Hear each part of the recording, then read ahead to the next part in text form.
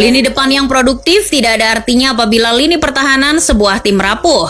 Selain menjadi gudang striker-striker papan atas, Atletico Madrid juga dikenal pandai dalam mencari penjaga gawang potensial. Pos penjaga gawang Atletico Madrid juga kerap diisi oleh nama-nama berkualitas dan kelas wahid, seperti Leo Franco yang didatangkan dari Mallorca secara cuma-cuma. Setelah Leo Franco, Atletico tidak pernah kehabisan kiper hebat. Lantas, apa yang membuat Atletico Madrid tidak pernah kehabisan stok kiper hebat? Setelah kepergian Franco ke Galatasaray, praktis Atletico mulai mencari kiper-kiper lain untuk menggantikannya. Lalu muncul nama Sergio Asenjo dan David De Gea. Masih muda, De Gea malah menampilkan performa yang lebih baik daripada Asenjo. De Gea tampil 84 kali dengan mencatatkan 23 clean sheet bersama Atleti. Sedangkan caps dari Asenjo hanya separuh dari De Gea. Pengabdian De Gea di Atletico bukan tanpa gelar. Ia berhasil menyumbangkan gelar Europa League musim 2009-2010 dan Piala Super Eropa pada tahun 2010. De Gea ini agak berbeda dengan kiper-kiper top lain yang pernah memperkuat Atletico Madrid, yang mana kebanyakan mereka diambil dari klub-klub lain. Nah, De Gea ini merupakan jebolan asli Akademi Los Rojiblancos. De Gea berada di generasi yang sama dengan Fernando Torres, Koke, dan Saul Niguez. Ya, bisa dibilang De Gea ini jadi awal di mana Atletico menunjukkan kepiawaiannya untuk menemukan bakat-bakat kiper yang tersebar di belahan dunia lain. Jika De Gea tak hengkang ke Manchester United dan memilih untuk tetap bermain di Atletico Madrid, mungkin kisah revolusi dari kiper-kiper top milik Atletico Madrid tak akan pernah ada.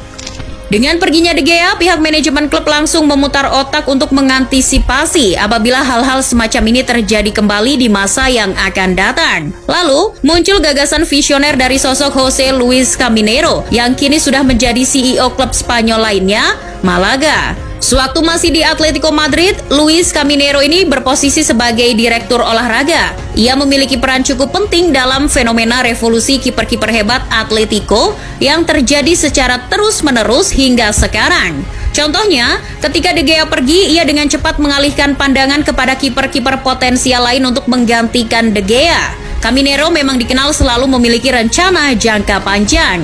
Akhirnya, Caminero bekerja sama dengan tim scouting yang tersebar di berbagai negara untuk mencari bakat-bakat terbaik sepak bola, khususnya penjaga gawang, karena posisi tersebut sedang dibutuhkan.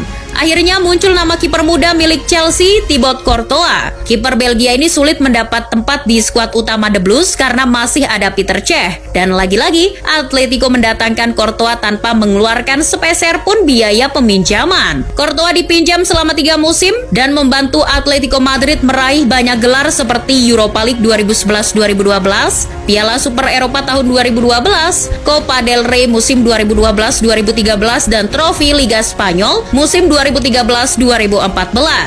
Sebenarnya, Courtois nyaris mempersembahkan trofi Liga Champions untuk Atletico Madrid jika ia tak kebobolan oleh gol sundulan Sergio Ramos di final Liga Champions musim 2013-2014. Selama berseragam Atletico, Courtois berhasil mencatatkan 76 clean sheet dari 154 pertandingan. Terlebih dari 154 pertandingan itu, Courtois hanya kebobolan 125 gol saja. Saat kontrak pinjaman Courtois habis, Atletico Madrid mendatangkan 2 kiper sekaligus. Salah satunya adalah veteran Getafe Miguel Angel Moya dengan biaya hanya 3 juta euro pada awal musim 2014-2015. Nama lain adalah Jan Oblak. Atletico memutuskan untuk membeli Jan Oblak dari Benfica dengan biaya sekitar 16 juta euro. Kenapa 2? Ya, inilah metode rahasia yang dipakai oleh Pablo Verseone selaku pelatih kiper Atletico Madrid. Jika Caminero dan tim scouting bertugas untuk mencari bakat-bakat kiper baru, Verseone berperan penting dalam pengembangan kemampuan sang kiper secara teknik di setiap sesi latihan klub. Pablo Verseone ini dibawa langsung oleh Diego Simeone ketika ia ditunjuk untuk menukangi Los Rojiblancos pada tahun 2011 silam. Verseone dan Simeone sudah bekerja sama sejak mereka masih menangani klub Argentina Estudiantes de La Plata. Tangan dingin Verseone telah menghasilkan kiper-kiper luar biasa bahkan sejak ia masih di Argentina. Kiper timnas Argentina seperti Mariano Anduar dan Pablo Carrizo adalah bukti nyata metode kepelatihan Verseone. Lantas metode latihan jenis apa yang dipakai Pablo Vercione sehingga ia bisa menghasilkan kiper-kiper hebat untuk Atletico Madrid? Vercione menggunakan metode sederhana, yaitu dengan memiliki dua penjaga gawang dengan kualitas tak jauh berbeda.